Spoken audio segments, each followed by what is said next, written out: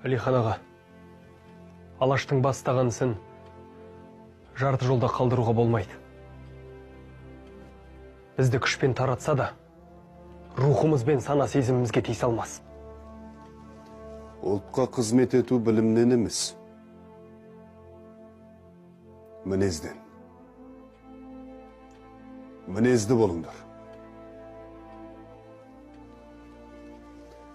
Жер отан. Сол жер үшін әр қазақтың қаны мен тері төгілген. Жердің асты мен үстіндегі барлық игілік қазақ ұлтына қызмет ету керек.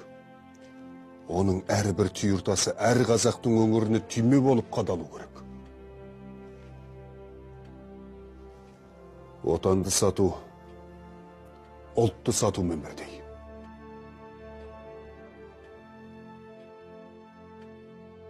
Басымызға қандай күн туса да,